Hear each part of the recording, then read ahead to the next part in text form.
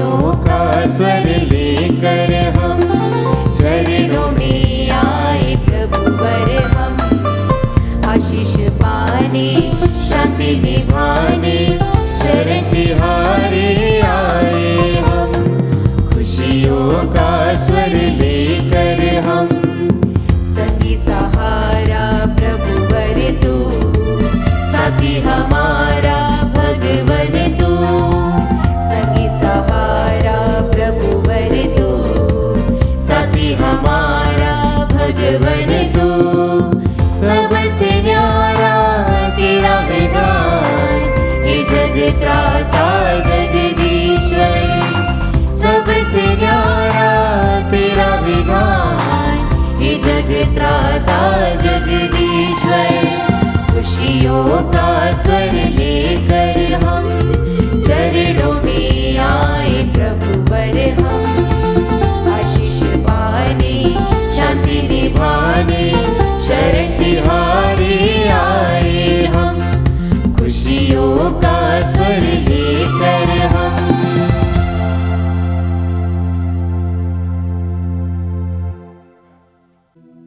पिता और पुत्र और पवित्र आत्मा के नाम पर आमीन। हमारे प्रभु यीशु क्रिस्त की कृपा, ईश्वर का प्रेम और पवित्र आत्मा का साहचर्य आप सबों को प्राप्त हो और आपकी आत्मा के साथ। आइए क्रिस्त में प्यारे भाइयों बहनों, आज के सुंदर दिन के लिए हम पुनः प्रभु को धन्यवाद दें जो उसने हमारे जीवन में आज प्रदान किया है। इस नए सवेरे के लिए, इस नई सुबह के लिए और एक अनमोल दिन के लिए जो प्रभु ने हमें दिया है। प्रभु को धन्यवाद दें। आज के पाठों में हम सुनते हैं कि किस प्रकार ईश्वर के राज्य के लिए हम सभी बुलाए गए हैं, लेकिन क्या हम उस ईश्वर के राज्य में योग्य रीति से भाग लेने के लिए तैयार हैं?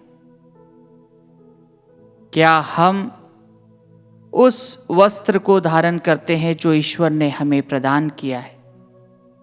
क्या हम योग्य वस्त्र पहनकर या योग्य आचरण को धारण करके हम ईश्वर के राज्य में आते हैं? आइए क्रिस्त में प्यारे भाइयों बहनों, आज का सुसमाचार पाठ हमें इसी बात का एक सार बताता है, एक सारांश समझाता है कि किस प्रकार स्वर्ग राज्य के लिए हम सभी बुलाए गए हैं। लेकिन क्या हम हमारे कार्यों के द्वारा, वचनों के द्वारा उस राज्य के योग्य हैं? आइए हम प्रभु से प्रार्थना करें, हम स्वयं अपने लिए प्रार्थना करें कि प्रभु हमें अपने आशीषों से परिपूर्ण करे, प्रभु हमें अपने प्रेम से परिपूर्ण करे, जिससे कि हम प्रभु के आचरण को धारण करते हुए, प्रभु के बताए हुए रास्ते पर चलते हुए अपने कुमार्ग से मुख फेर लें और प्रभु के सत्य की डगर पर चलें। कुशन मौन रूप से हम हमारे लिए प्रभु से प्रार्थना करें कि प्रभु हमारी रक्षा करे, प्रभु हमारे पापों से हमें मुक्ति प्रदान करे। हम अपने पापों को स्वीकार करें ताकि हम यह पवित्र बलि चढ़ाने के योग्य बन जाएं। हे भाइयों बहनों, मैं सर्वशक्तिमान ईश्वर और आप लोगों के सामने स्वीकार करता हूँ कि मैंने मन, वचन और कर्म से तथा अपना कर्तव्य पूरा न करने से, अपने कसूर से, अपने भारी कसूर से घोर पाप किया है।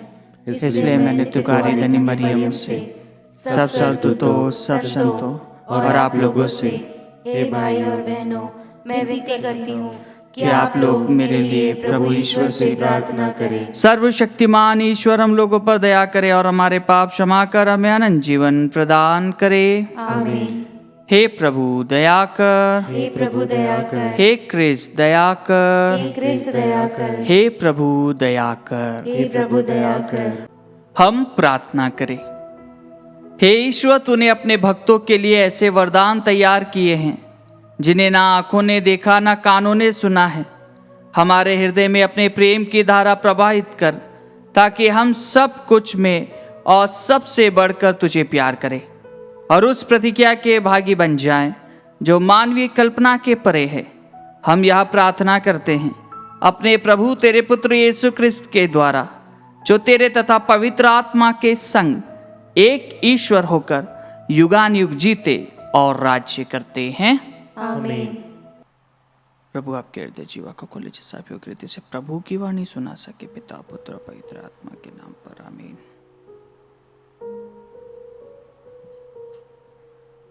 पहला पाठ न्यायकर्ताओं का ग्रंथ, अध्याय 11, वचन संख्या 29 से 39 तक।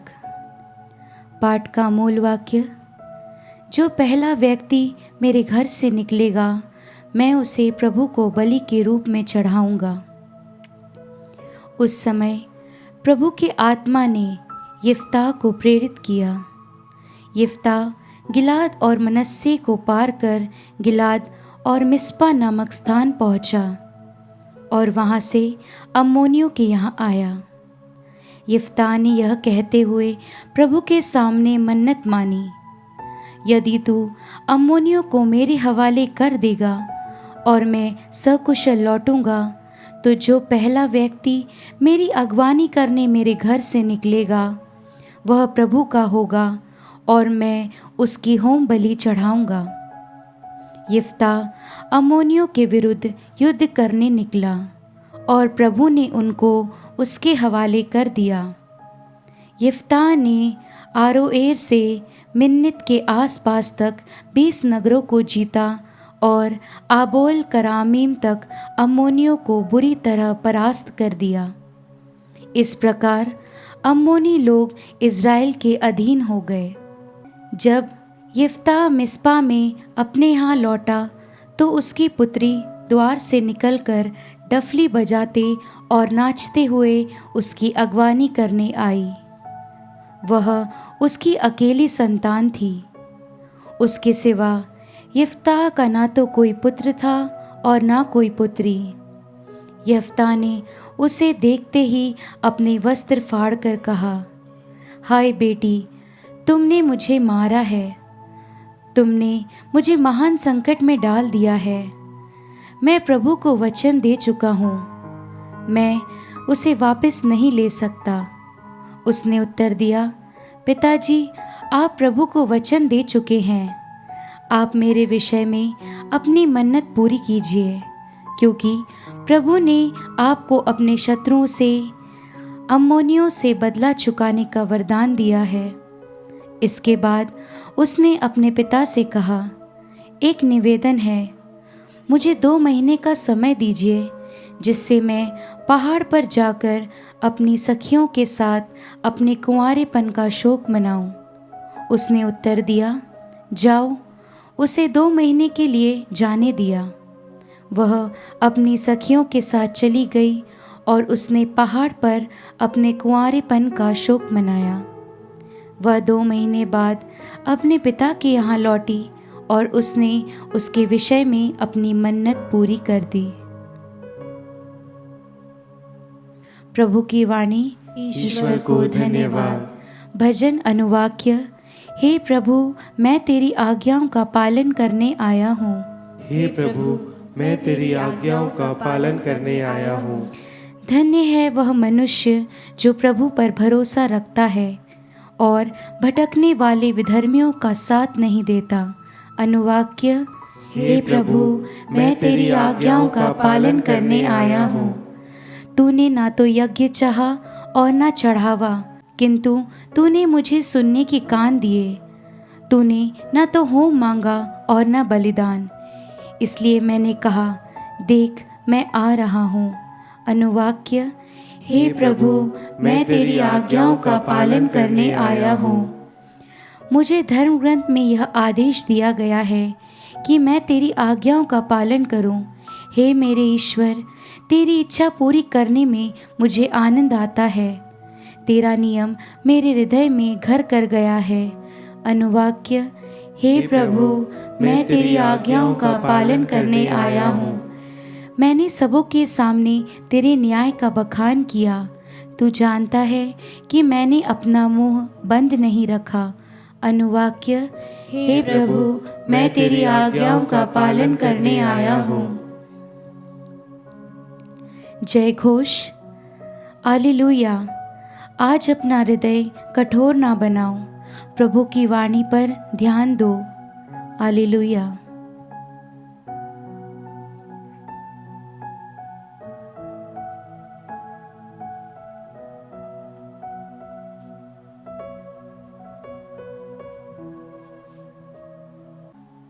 प्रभु आप लोगों के साथ हो और आपकी आत्मा के साथ। संत मत्ती के अनुसार पवित्र सुसमाचार। हे प्रभु, तेरी महिमा हो।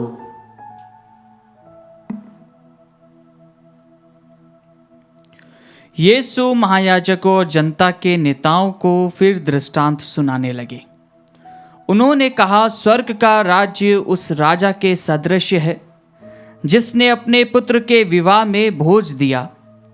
उसने आमंत्रित लोगों को बुला लाने के लिए अपने सेवकों को भेजा, लेकिन वे आना नहीं चाहते थे। राजा ने फिर दूसरे सेवकों को यह कहकर भेजा, अतिथियों से कह दो, देखिए मैंने अपने भोज की तैयारी कर ली है। मेरे बैल और मोटे मोटे जानवर मारे जा चुके हैं, सब कुछ तैयार है, विवाह भोज में पधारिए। अतिथियों ने इसकी परवाह नहीं की। कोई अपने खेत की ओर चला गया तो कोई अपना व्यापार देखने। दूसरे अतिथियों ने राजा के सेवकों को पकड़कर उनका अपमान किया और उन्हें मार डाला। राजा को बहुत क्रोध हुआ। उसने अपनी सेना भेजकर उन हत्यारों का सर्वनाश किया और उनका नगर जला दिया। तब राजा ने अपने सेवकों से कहा, विवाह भोज की तैयारी तो हो चुकी है, किंतु अतिथि इसके योग्य नहीं ठहरे। इसलिए चौराहे पर जाओ और जितने भी लोग मिल जाए सबको विवाह भोज में बुला लाओ। सेवक सड़कों पर चले गए और भले बुरे जो भी मिले सबको बटोर कर ले आए और विवाह मंडप अतिथियों से भर गया। राजा अतिथियों को देखने आया तो वहां उसकी दृष्टि एक ऐसे मनुष्य पर पड़ी जो विवाह उत्सव के वस्त्र नहीं पहने था। उसने उससे कहा, भाई, विवाह उत्सव के वस्त्र पहने बिना तुम यहाँ कैसे आ गए? वह मनुष्य तो चुप रहा। तब राजा ने अपने सेवकों से कहा, इसके हाथ पैर बांधकर इसे बाहर अंधकार में फेंक दो।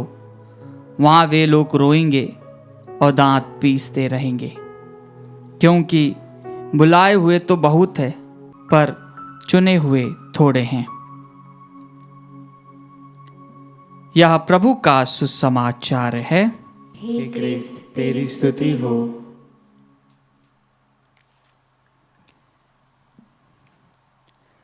क्रिस्त में मेरे प्यारे भाइयों और बहनों, आज के दोनों ही पाठों पर जब हम मनन करते हैं तो दोनों ही पाठ हम में कुछ नए प्रकार की ज्वाला उत्पन्न करता है। प्रथम पाठ में हम एक ऐसे घटना को सुनते हैं जो कि थोड़ा सा दिल दहलाने वाली है।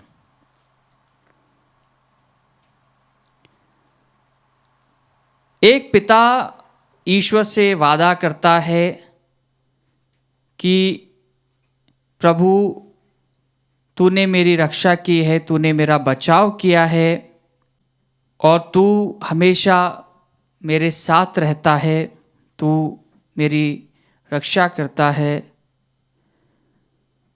तो जो भी व्यक्ति मेरी अगवानी करने मेरे घर से निकलेगा वह प्रभु का होगा और मैं उसकी होम बलि चढ़ाऊंगा।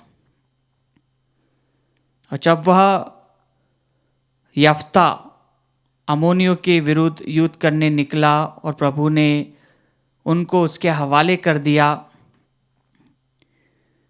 प्रभु ने उसकी सहायता करी और जब वह अपने घर लौटता है तो उसकी बेटी सर्वप्रथम उसकी ओर भागते हुए आती है। और जब वह अपनी बेटी को देखता है तो उसने जो मन्नत की थी वह मन्नत उसे पूरी करनी रहती है। और वह कहता है, हाय बेटी, तुमने मुझे मारा है, तुमने मुझे महान संकट में डाल दिया है। जैसा कि हम अब्राहम के जीवन में पाते हैं कि ईश्वर से उसका संबंध कितना गहरा था और ईश्वर उससे उसके इकलौते पुत्र को मांगता है।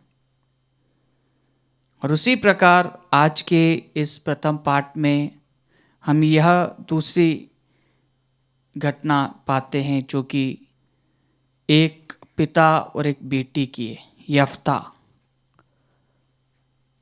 और जो ईश्वर से मन्नत लेता है वह उस मन्नत को पूरी करता है, वह ईश्वर की आज्ञा का पालन करता है।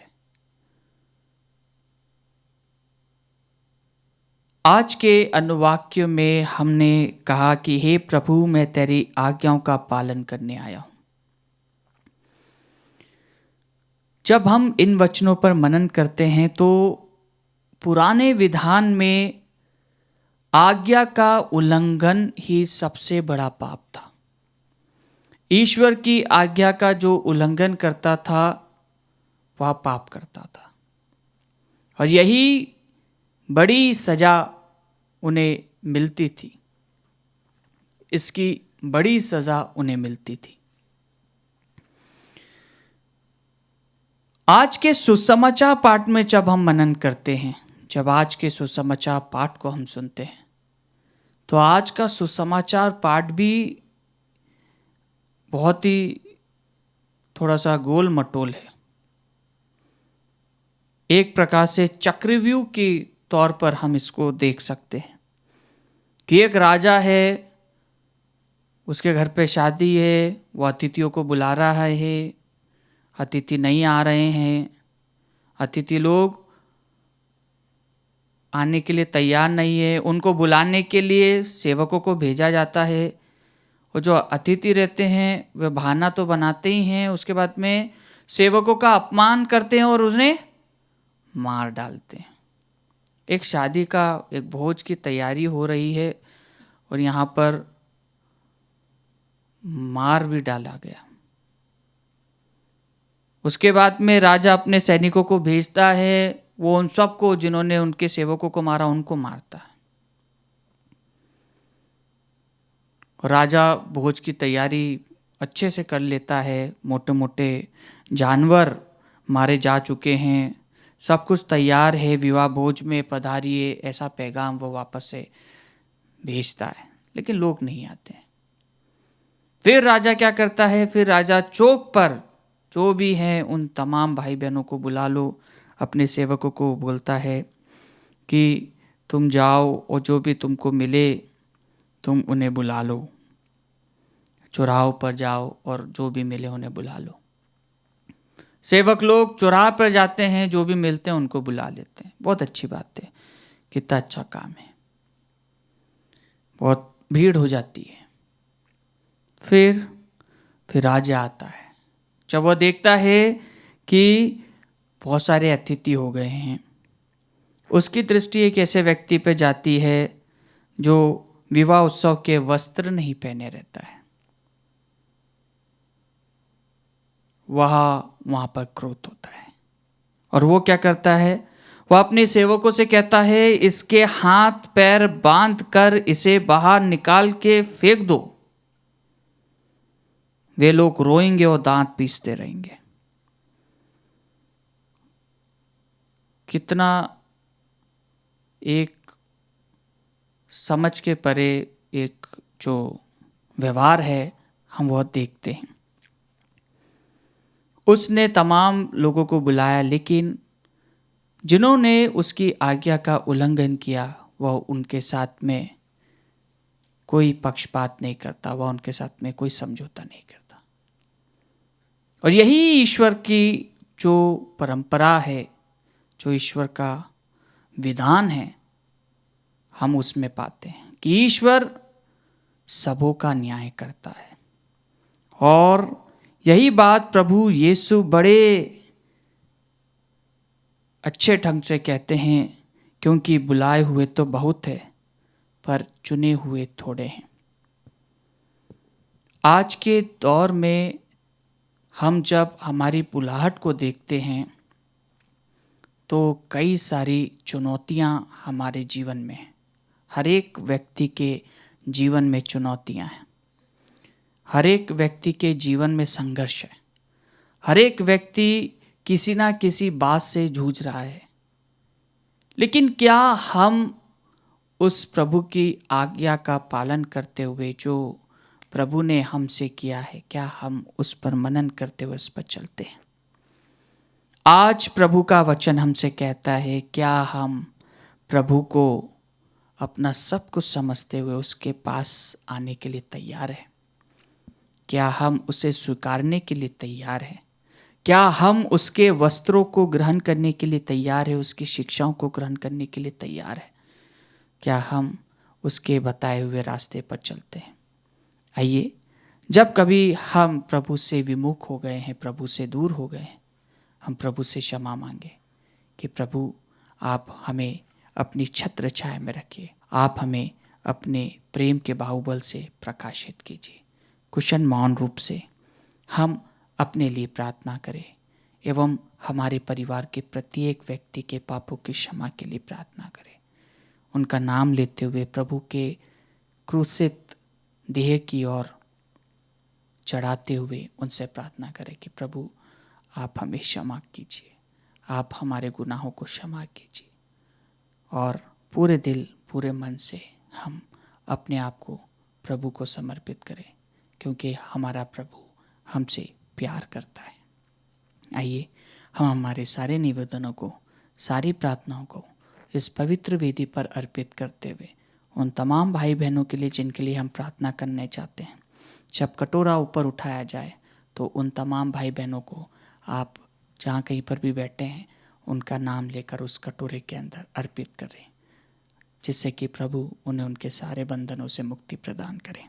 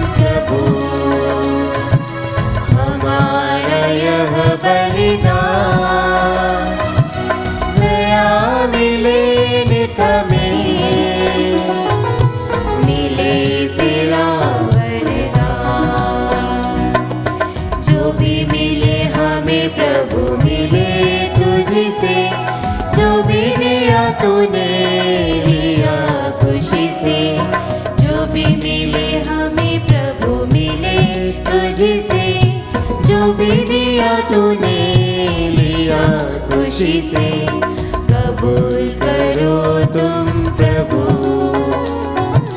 हमारा यह बलिदान, दया मिले हमें, मिले तेरा वरदान। भाई और बहनों, प्रार्थना कीजिए कि सर्वशक्तिमान पिता ईश्वर मेरा और आप लोगों का यह बलिदान स्वीकार करे। प्रभु अपने नाम की स्तुति तथा महिमा के लिए और हमारे तथा अपने समस्त पवित्र कलीसिया के लाभ के लिए आपके हाथों से बलिदान स्वीकार करें। हे प्रभु, हमारी भेंट ग्रहण कर। इसके द्वारा तेरे तथा हमारे बीच गौरवपूर्ण आदान प्रदान होता है। तुझसे प्राप्त दानों को तुझे ही चढ़ाकर हम तेरे सत्व के भागी बन जाएं, हमारे प्रभु क्रिस्त के द्वारा। आमीन। प्रभु आप लोगों के साथ हो और आपकी आत्मा के साथ। प्रभु में मन लगाइए। हम प्रभु में मन लगाए हुए हम हैं। अपने प्रभु ईश्वर को धन्यवाद दे। यह उचित और न्याय संगत है। हे प्रभु पवित्र पिता, सर्वशक्तिमान और शाश्वत ईश्वर, यह वास्तव में उचित और न्याय संगत है। हमारा कर्तव्य तथा कल्याण है कि हम सदा और सर्वत्र तुझे धन्यवाद दे। तुझे हमारी प्रशंसा की कोई आवश्यकता नहीं है। यह तेरा वरदान ही है कि हम तुझे अपनी कृतज्ञता प्रकट करें। हमारे स्तुतिगान तेरी महिमा की वृद्धि नहीं करते, बल्कि हमारे प्रभु क्रिस्त के द्वारा हमारी मुक्ति में सहायक सिद्ध होते हैं। इसलिए स्वर्गदूतों की मंडली के स्वर में स्वर मिलाकर आनंद की उमंग में हम तेरा स्तुतिगान करते हैं।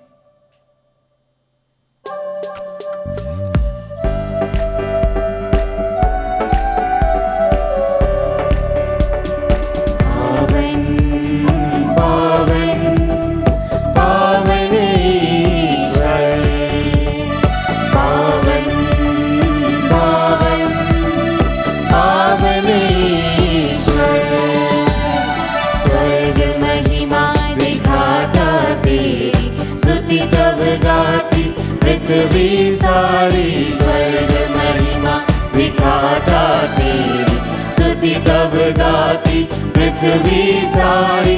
जय जय जय प्रभु जय हो तेरी, पावन पावन पावन ईश्वर, पावन पावन पावन ईश्वर, पावन पावन पावन ईश्वर। हे प्रभु, तू वास्तव में पवित्र है, सारी पवित्रता का स्रोत है। हम तुझसे प्रार्थना करते हैं, तू इन उपहारों को अपनी आत्मा के संस्पर्श से पवित्र कर दे, कि हमारे प्रभु यीशु क्रिस्त का शरीर तथा रक्त बन जाए। जब वे स्वेच्छा से मृत्यु के लिए सौंपे गए, उन्होंने रोटी ली, तुझे धन्यवाद दिया और रोटी तोड़कर उसे अपने शिष्यों को देते हुए कहा, तुम सब इसे लो और इसमें से खाओ, क्योंकि यह मेरा शरीर है जो तुम्हारे लिए बलि चढ़ाया जाएगा। हे मेरे प्रभु, हे मेरे ईश्वर।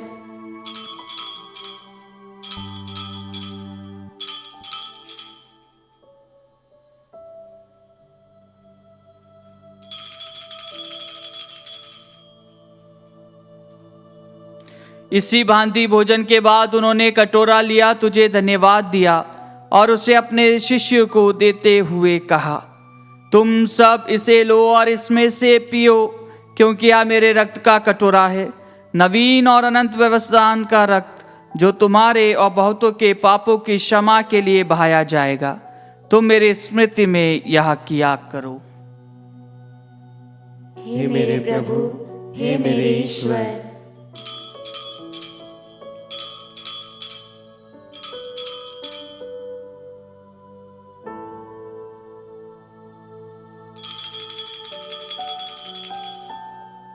विश्वास का रहस्य। हे प्रभु, हम तेरी मृत्यु तथा पुनरुत्थान की घोषणा तेरे पुनरागमन तक करते रहेंगे। इसलिए हे प्रभु, हम क्रिस्त की मृत्यु और पुनरुत्थान की स्मृति में तुझे जीवन की रोटी और मुक्ति का कटोरा चढ़ाते हैं। हम तुझे धन्यवाद देते हैं कि तूने हमें अपने सम्मुख उपस्थित होने और अपनी सेवा करने का सौभाग्य प्रदान किया है। हमारा नम्र निवेदन है कि हम सब क्रिस्त का शरीर और रक्त ग्रहण करके पवित्र आत्मा के द्वारा एकता के सूत्र में बंधे रहे। हे प्रभु, हमारे संत पिता फ्रांसिस, हमारे धर्माध्यक्ष चाको और सभी याजकों के साथ विश्व भर में फैली अपनी कलीसिया की सुधि ले तथा इसे प्रेम में सिद्ध बना दे। हमारे उन भाई बहनों की भी सुधि ले जो पुनरुत्थान की आशा में परलोक सिधार चुके हैं। हम कुछ क्षण मौन रूप से हमारे मृतक भाई बहन माता पिता का नाम लें। हे प्रभु, हमारे संत पिता फ्रांसिस, हमारे धर्माध्यक्ष चाको और सभी याजकों के साथ विश्व भर में फैली अपनी कलीसिया की सुधि ले तथा इसे प्रेम में सिद्ध बना दे। हमारे उन भाई बहनों की भी सुधि ले जो पुनरुत्थान की आशा में परलोक सिधार चुके हैं। हम कुछ क्षण मौन रूप से हमारे मृतक भाई बहन माता पिता का नाम लें। उन्हें और सभी मृतकों को अपने दर्शन का सौभाग्य प्रदान कर हम सब पर दया दृष्टि डाल कि हम भी अनंत जीवन के सहभागी बने और ईश्वर की माता धन्य कुआरी मरियम, उनके वह संत योसेफ, धन्य प्रेरितों तथा सब संतों के साथ जो युग युग में तेरे प्रति विश्वस्त बने रहे, तेरी स्तुति और महिमा कर सके, तेरे पुत्र यीशु क्रिस्त के द्वारा।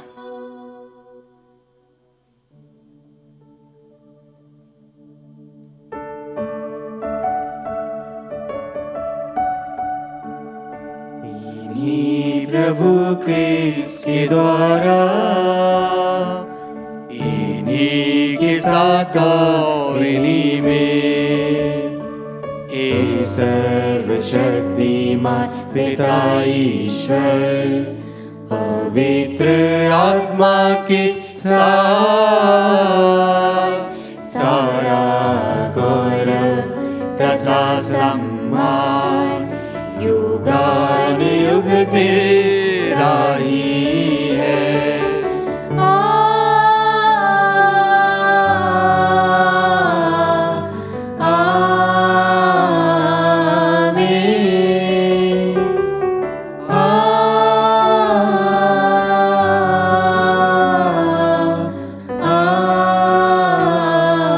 आमीन।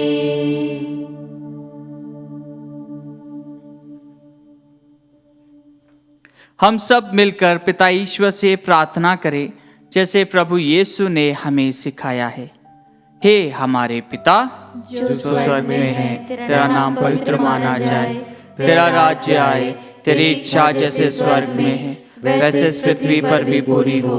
हमारा प्रतिदिन का आहार आज हमें दे और हमारे अपराध में क्षमा कर, जैसे हम भी अपने अपराधियों को क्षमा करते हैं, और मैं परीक्षा में न डाल परंतु बुराई से बचा। हे प्रभु, हम तुझसे प्रार्थना करते हैं सभी बुराइयों से हमें बचा और इस जीवन में हमें कृपा पूर्वक शांति प्रदान कर। हम तेरी दया से सदा पाप से दूर और हर विपत्ति से सुरक्षित रहें और उस दिन की प्रतीक्षा करते रहे जब हमारे मुक्तिदाता यीशु क्रिस्त फिर आकर हमारी धन्य आशा पूरी करेंगे। क्योंकि तेरा राज्य, तेरा सामर्थ्य और तेरी महिमा अनंत काल तक बनी रहती है। हे प्रभु यीशु क्रिस्त, तूने अपने प्रेरितों से कहा है, मैं तुम्हारे लिए शांति छोड़ जाता हूँ, अपनी शांति तुम्हें प्रदान करता हूँ। तू हमारे पापों पर नहीं, अपनी कलीसिया के विश्वास पर दृष्टि डाल और कृपा पूर्वक उसे शांति तथा एकता प्रदान कर। तू युगानुयुग जीता और राज्य करता है। आमीन। प्रभु की शांति सदा आप लोगों के साथ हो और आपकी आत्मा के साथ। परस्पर शांति अभिवादन कीजिए।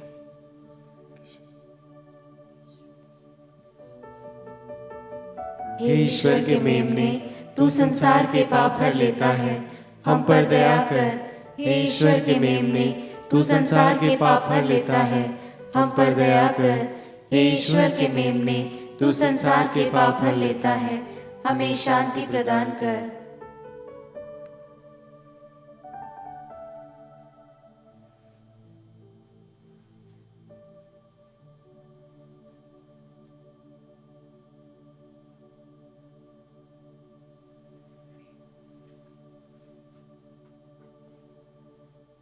देखिए ईश्वर का मेमना, इन्हें देखिए जो संसार के पाप हर लेते हैं। धन्य है वे जो मेमने के भोज में बुलाए गए हैं। हे प्रभु, मैं इस योग्य नहीं हूँ कि तू मेरे यहाँ आए, किंतु एक ही शब्द कह दे और मेरी आत्मा चंगी हो जाएगी।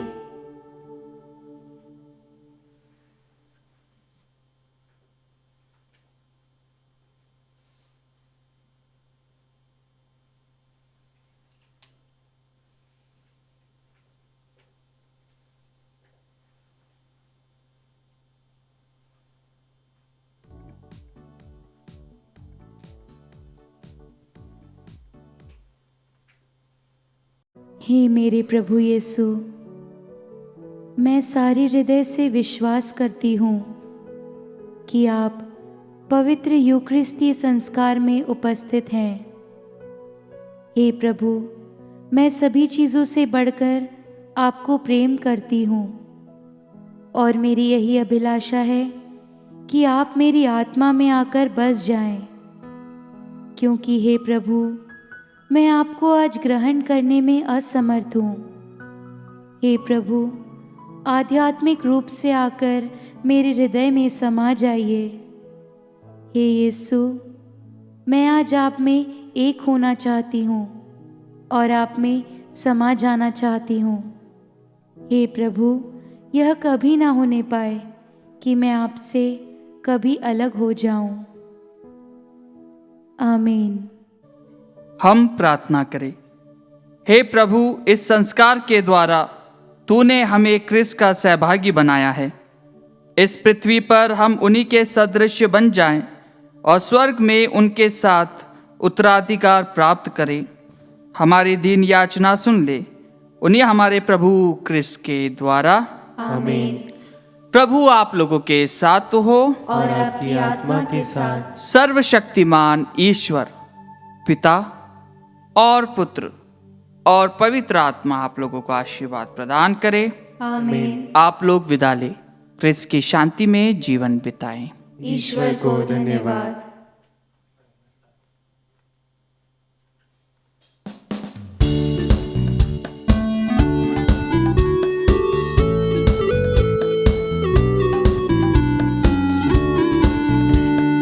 दिल भरा आभार से साथ तुम्हारा पाके, कहे तो कैसे कहे प्रभु तुमको धन्यवाद, तुमको धन्यवाद। ये दिल भरा है प्यार से जो मिला तुमसे, ये दिल भरा है प्यार से जो मिला तुमसे। कहे तो कैसे कहे प्रभु तुमको धन्यवाद, तुमको धन्यवाद। ये दिल भरा आभार से साथ तुम्हारा पाके, कहे तो कैसे कहे प्रभु